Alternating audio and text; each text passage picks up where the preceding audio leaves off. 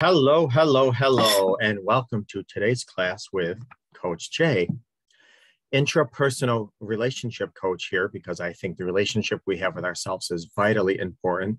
It also sets the tone and standard for all relationships around us. I always start my classes with a corny dad joke, so today's is this. Somebody should market a beer called Occasionally. So when someone asks, I can say, I only drink occasionally, but I'm bummed. If you can take 2 deep breaths with me, in through the nose, out through the mouth, feel free to keep your eyes open or closed, whatever you are comfortable with.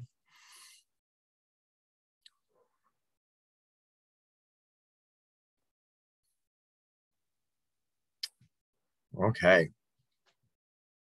So should I leave or should I stay? There's a couple mistakes that we make. I'm going to go over maybe one or two of them. So on one hand, you're very unhappy with your partner. Maybe there's a lot of fighting, financial troubles, infidelity, abuse, all the above. You may feel worn out and out of options, or maybe you've simply fallen out of love with your partner and your heart longs for something else or someone else.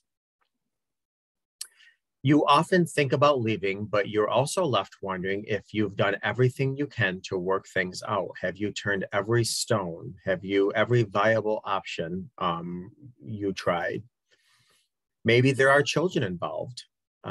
Maybe your money situation prevents you from moving out. Maybe your culture, family situation, it would be almost impossible. Maybe you're just afraid of being alone. Maybe the thought of moving triggers other past traumas. Things are just very, very complicated. It could feel like a tug of war sometimes between what your heart tells us to do and what is the right thing to do, or what does our mind tell us to do versus what is the right thing to do. How will you know when it's time to leave? You know, if I decide to go, am I leaving the grip of some insidious pattern that will just repeat itself in your next relationship, or, you know, what have you? The reason this decision is usually so gut-wrenching and it reaches beyond the details is because it does reach beyond the details of what's happening in the relationship. So it's not the pros and cons or who will be hurt or whose life will be turned upside down that makes such the decision difficult. It feels difficult because of where people turn to for advice when they ask themselves, should I go or should I stay? Keeping in mind, when you talk to friends and family, they always want what's best for you, but they often don't know what's best for you. For days, weeks, maybe months, you have been in the grip of two very strong forces, to stay or to go. Being in a state of limbo between these two choices can generate tremendous energy drain, because anything that's constantly consuming us is taking our energy. It's depleting us, which is why a lot of times, especially after betrayal or trauma or something, or a breakup, you know, what have you, we're constantly tired because our brain and our nervous system and our organs are working overtime just to regulate our body, even if we're not doing much. So like I said, it can and will drag you down, not just physically, but mentally, emotionally, spiritually.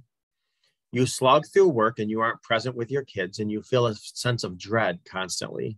The gravity of your decision weighs on you, and no wonder choosing to stay or leave can alter the course of your life and affect those closest to you. Remember, where the mind goes, the person follows. Where our thoughts go, energy flows. It's very weary on our heart, mind, body, and soul to constantly walk that thin wire of being in the middle of two drastic life changes, which is to stay and work hard. And I mean, work hard, work nonstop. The hardest stuff you're ever going to do is to stay and work, or to leave and start new. And while there's some excitement with that, there's also a lot of challenges. This is why we must first consider the way in which you're making the decision. So you want to avoid these two critical mistakes. One, allowing your mind and logic to make the decision. I always say, if possible, trust your gut, not necessarily your heart or your mind, because, you know, your heart can deceive us. Our mind can manipulate us. Our gut really talks to us on an energy level, just talks to us on fact, not emotions. An example would be a woman moving back in with the same husband who beat her up 4 times in a month, saying, I thought maybe he was improving and I ought to give it another chance. It just seemed like the right thing to do. This is a perfect example of why we say that the mind is a very unreliable advisor at times like this.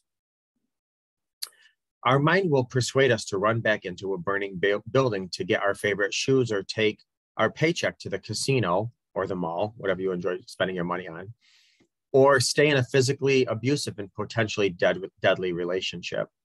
If your logical mind is busy trying to persuade our heart and body into doing or not doing something, it puts us in a frightful bind. We feel in conflict because our mind is telling us one thing while our body is screaming no. There's so much about somatic work. I mean, I don't know if anybody watching this is familiar with afferent and efferent communication. Afferent communication is from our brain to our body, and efferent is from our body to our brain. And that's why a lot of times that cycle of, we think something and then we feel something. And then because we feel something, we think something, it's that cycle. You got to break that cycle somewhere. So whether it's doing somatic work in your body, mental work in your mind, or both, really, to stop everything from emotional flooding to triggers to intrusive thoughts to feeling like vomiting when you think about, somebody's betrayal or what have you. Anyways, our logical mind isn't always the best judge of what makes us happy or keeps us safe. Love, attraction, fear, anger, disappointment, rarely do these emotions follow a logical path. And that's why logic is a bad advisor in a relationship. Because we can talk ourselves into anything. I mean, we can talk ourselves out of a happy relationship. We can talk ourselves out of a healthy relationship, and we can talk ourselves into staying in an unhealthy relationship. That's what logic does for us. 2, allowing yourself to be swayed by what your friends and family say. Again, I've said this before. Friends and family want the best for you. Absolutely, they love you, but oftentimes they don't know what's best for you. So it's natural to turn to friends and family for advice. We're social creatures after all. And we're also very influenced by what society tells us is right or wrong. Society meaning society in general, but primarily friends and family, our close circle. We want to fit in and we want people to like us, especially those that we love. But sometimes our friends and family are not the best people to turn to make a decision on whether or not we should leave a relationship. Why? Because while friends and family are motivated by compassion for us, they're also motivated by fear. Of course, fear, because they want the best for us and they don't want us to hurt. And if we're in a situation that's hurting us, they want us out of that situation. If they give you advice about your relationship, they may have to start asking themselves difficult questions too.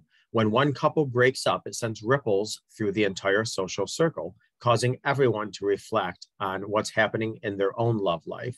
Some of your friends will tell you to go, and some will encourage you to work it out. It all depends on the life experiences and usually their own personal viewpoint based on personal experiences. This isn't helpful because it keeps you in limbo and it ignores the one source of wisdom that can help you make the most enlightened decision for you. And that is what I was talking about before. Are you ready? Your body. Talking about the whole somatic experience. Your body has inherent wisdom that bypasses should or must or what will others think. And it knows what makes you feel at ease and what doesn't. Like I said before, this is more on almost an intuition thing too. Your body holds memories of events that your mind would rather forget. Those memories can be very intrusive when making a decision about your love life. And they can be intrusive, but also instructive. To find out whether you should take your body out of a relationship, you must let your body do the talking. Sometimes I tell people, just lay down and start with your feet or start with your head, doesn't matter. And just kind of sit with it. See if your body wants to tell you anything. I mean, sometimes people will say, man, by the time I got to my chest, it was telling me I feel very shallow.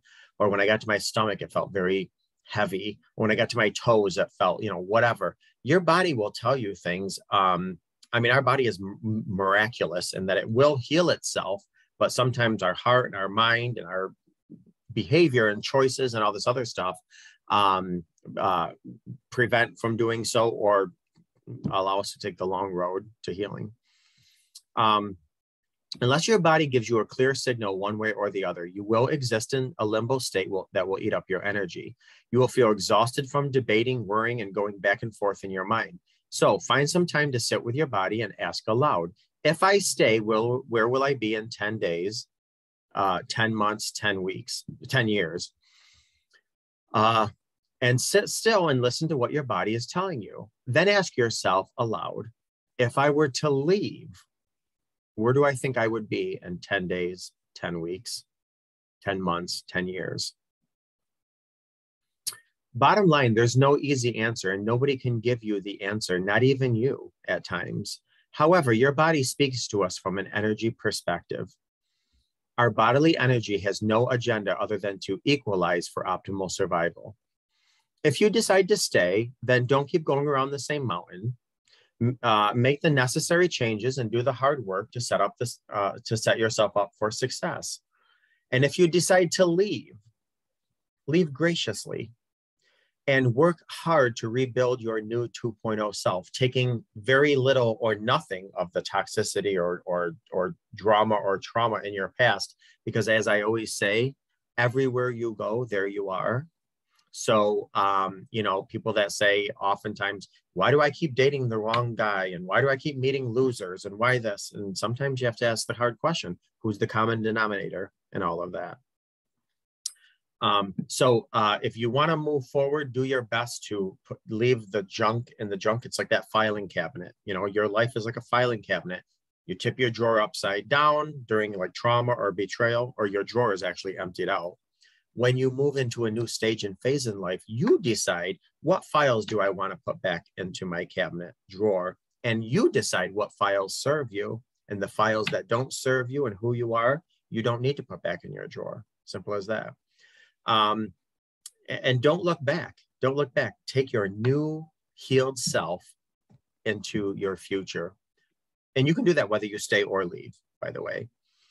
As a matter of fact, if you were the one who was the victim, let's just say somebody betrayed you, you want to make sure if that person is doing the hard work to become a new 2.0 person, and you're not accepting anything less of them, then you have to do the same for yourself. You have to make sure you are working to become a new 2.0 person and don't accept anything less from yourself of your old behavior, of your old person. You're now evolving, morphing into a new, brand new human being, a new 2.0 person. So either way, don't be the same person you were yesterday, because the person that you were yesterday is currently on the fence, confused, and you don't want to be. And you know something, even if you make a decision, that doesn't mean that you have to stick with that. If you decide you want to leave and 90% of your stuff is packed and you're walking out the door, you can say, you know what? No, I'm not feeling this. And then you stay. Or you can make the decision to stay and work very hard on rebuilding, reconciling, and forgiveness. 6 months down the line, I don't think this was the right decision.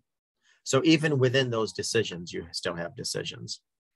Either way, best of luck, whatever decision you have.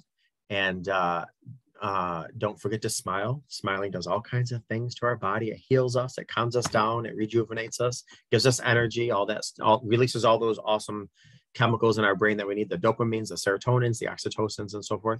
And I hope you got something out of this class. God bless you. Until next week. Bye-bye.